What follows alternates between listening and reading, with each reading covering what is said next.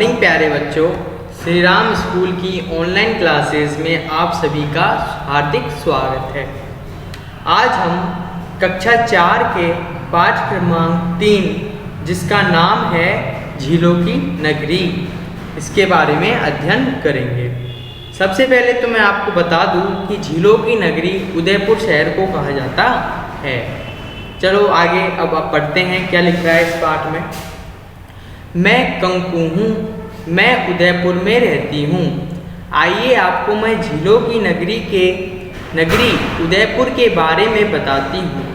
उदयपुर नगर अरावली पर्वतमाला के बीच स्थित है। इस नगर के चारों ओर झीलें ही झीलें हैं।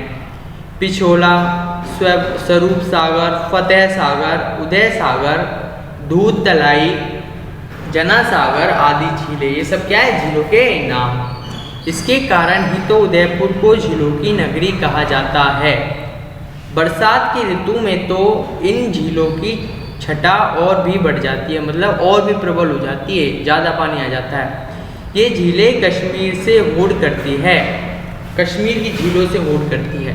अतः कई लोग इस नगर को राजस्थान का कश्मीर कहते हैं।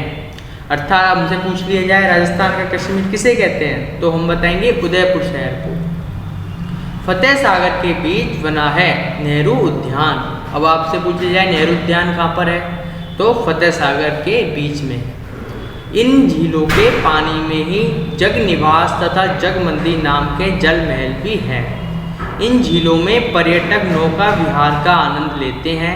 रात्रि के समय जब यह उद्यान तथा ये महल विद्युत के प्रकाश में जगमगाते हैं तो इनकी शोभा देखते ही बनती है। एक विशेष बात यह है कि ये झीलें इस प्रकार बनी है कि एक झील का पानी दूसरी झील में आता है। समझिए बच्चों, एक झील का पानी दूसरी झील में आ जाता है, इस प्रकार से इनको बनाया गया है। अतः ये झीलें जल संरक्षण का उत्कृष्ट उदाहरण है। इस झील में ही उत्तर की ओर एक सौर वेधशाला, जिसको इंग्लिश में बोलते हैं सोलर ऑब्जर्वेटरी, भी बनी हुई है। इसमें वैज्ञानिकों द्वारा सूर्य की गतिविधियों का अध्ययन किया जाता है।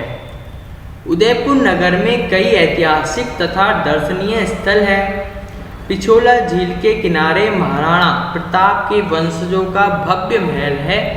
इसमें कांच का काम तथा चित्रकारी अद्वितीय है।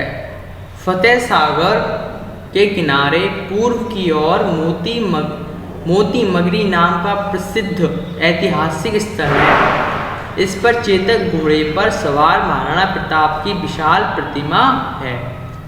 उसी परिसर में महाराणा प्रताप के सहयोगी, अब महाराणा प्रताप के सहयोगियों के बारे में पढ़ेंगे। हकीम खां सूरी, भामा शाह, भीलू राणा पुंजा, मन्ना, झाला आदि की प्रतिमाएं भी हैं।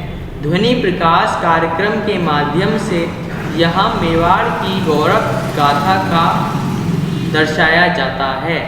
इससे दर्शकों में राष्ट्र प्रेम की भावना का संचार होता है। यहाँ दिन रात पर्यटकों का आना जाना बना रहता है, मतलब उदयपुर घूमने दिन रात पर्यटक आते जाते रहते हैं। फतेह सागर के पास ही उत्तर में स्थित एक पहाड़ी पर नीमच माता का सुंदर मंदिर है। ठीक है बच्चों, यहाँ प्रतिदिन श्रद्धालुओं का तांता लगा रहता है, मतलब भीड़ लगी रहती है। इस पहाड़ी के पीछे ही प्रताप गौरव केंद्र बना हुआ है। इस पहाड़ी के पीछे क्या है, प्रताप गौरव केंद्र, वहाँ पर बना हुआ है। यहाँ महाराणा प्रताप की 57 फीट ऊंची प्रतिमा, मतलब मूर्ति लगाई गई है। यह प्रताप की 57 वर्ष की आयु में स्वर्गवास होने की याद दिलाती है। यहाँ एक थिएटर भी है, मतलब पिक्चर हॉल। इसमें महाराणा प्रताप के जीवन संघर्ष से जुड़ी एक डॉक्यूमेंट्री फिल्म भी दिखाई जाती है। ठीक है, इसके अतिरिक्त यहाँ कुछ अन्य प्रतिमाएं भी लगी हुई हैं। उनके साथ उनका संक्षिप्त परिचय भी लिखा हुआ है, मतलब प्रतिमाओं पर ही उनके बारे में उनका परिचय लिखा हुआ है। यह एक प्रेरणा स्थल है। क्या है बच्चों, प्रेरणा स्थल। यहाँ विशाल भारत गरिमामय राजस्थान तथा गौरवपूर्ण मेवाड़ का दीन दर्शन होता है। ठीक है, आगे चलते हैं। फतेह सागर के पश्चिम में एक पहाड़ी पर सज्जनगढ़ किला है, मतलब सज्जनगढ़ का किला है। अब आपसे पूछ लिया जाए सज्जनगढ़ का किला कहाँ पर है, तो कहाँ पर है, फतेह सागर के पश्चिम में। आगे चलते हैं। इसे महाराणा सज्जन सिंह ने बनवाया था।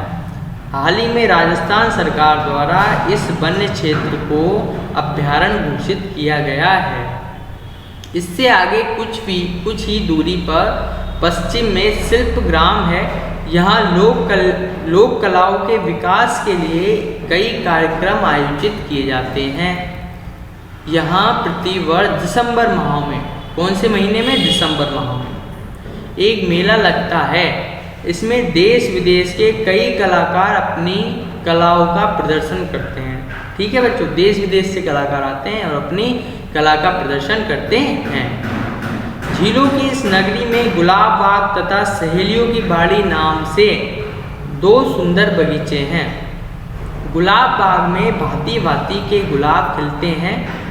इनकी भीनी महक से दर्शकों का दिल बाग बाग हो जाता है। यहाँ एक चिड़ियाघर भी है। रंग बिरंगी चिड़ियाओं का चहकना सबको आनंदित कर देता है। यहाँ बच्चों की रेलगाड़ी भी है। आप चाहो तो इसमें यात्रा कर सकते हो, किंतु टिकट लेना मत भूलना। इसके अलावा यहाँ पहले भालू, शेर, चीते, बंदर आदि भी थे। यहाँ शेर की दहाड़े सुनी जा सकती है। ठीक है बच्चों, हिरण को कुलाचे भरते देखकर बच्चे खुश होते हैं, किंतु जब से सज्जनगढ़ को अभ्यारण्य घोषित किया गया है, सब वन्य प्राणियों को वहाँ स्थानांतरित कर दिया है। सहेलियों की बाड़ी में जब फव्वारे चलते हैं, जन्नत का नज़ारा लगता है। इन झीलों के किनारे वर्ष में 2 बार मेले लगते हैं। कितनी बार? 2 बार मेले लगते हैं। हाँ, हरियाली अमावस तथा गणगौर के अवसर पर इन मेलों में सारा शहर उमड़ पड़ता है, मतलब बहुत भीड़ रहती है। पूरी उदयपुर सिटी इन मेलों में आती है। पास पड़ोस के लोगों की भीड़ भी जमा हो जाती है और पास पड़ोस के लोग भी आते हैं। पाँव रखने तक की जगह नहीं मिलती।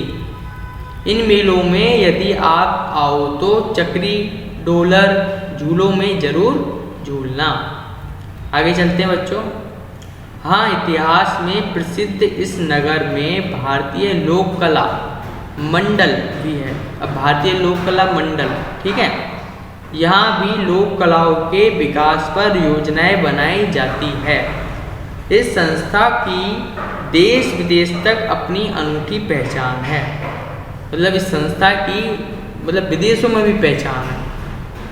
यहाँ कई प्रकार की कठपुतलियाँ हैं।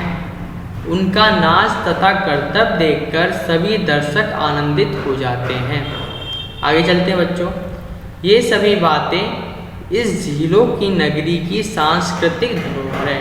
ठीक है बच्चों, यदि आप इन सब का आनंद लेना चाहते हो तो मेरा निवेदन है, पधारो हमारे देश। अर्थात कहाँ पर जाना है? उदयपुर सिटी में।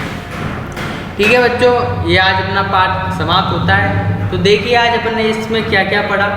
इसमें अपन ने उदयपुर के बारे में जाना कि उदयपुर को झीलों की नगरी भी कहा जाता है। ठीक है, और इसमें झीलें इस प्रकार से बनाई गई है कि पानी का संरक्षण भी आसानी से हो जाता है, मतलब फालतू नहीं जाता।